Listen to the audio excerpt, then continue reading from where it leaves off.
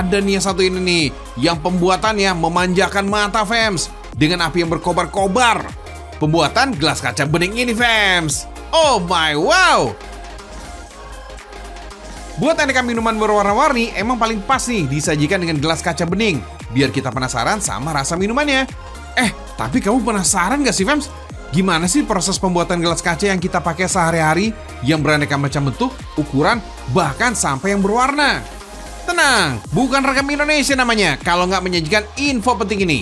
Cus, kita intip salah satu pabrik kaca terbaik di Indonesia yang sudah berdiri sejak 20-an tahun lalu. Produknya ini juga udah diekspor ke berbagai negara di Asia dan Afrika fams.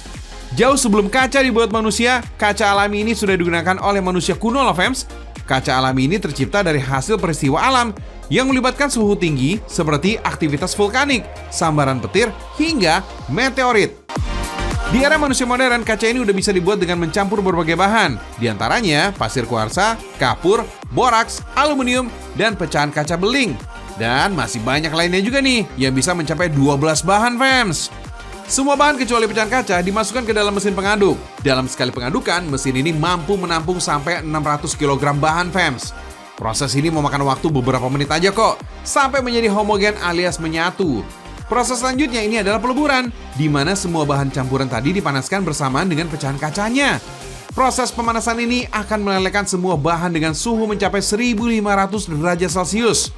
Proses peluburan ini membuat semua bahan mentah yang tadinya padat berubah menjadi cairan beling atau kaca.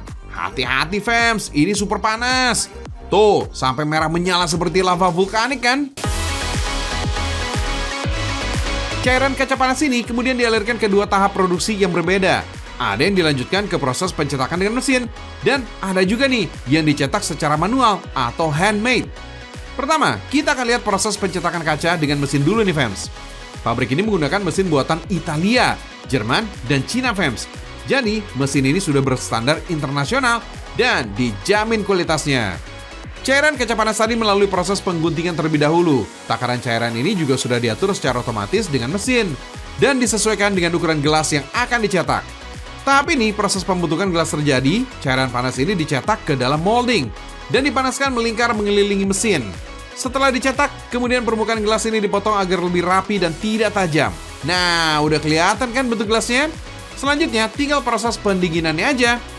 Proses pendinginan ini harus dilakukan secara perlahan fams. Soalnya penurunan suhu secara drastis akan membuat gelas kaca ini retak atau pecah.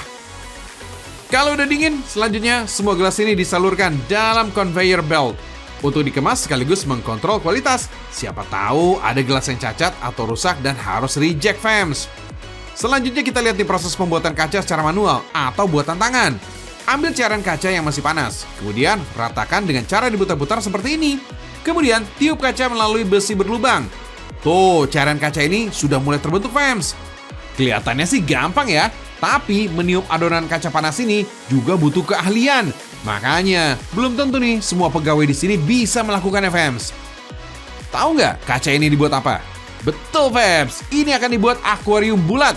Bagian atasnya dipotong lagi dengan menggunakan teknik fire cutting supaya rapi. Terakhir, baru deh dinginkan.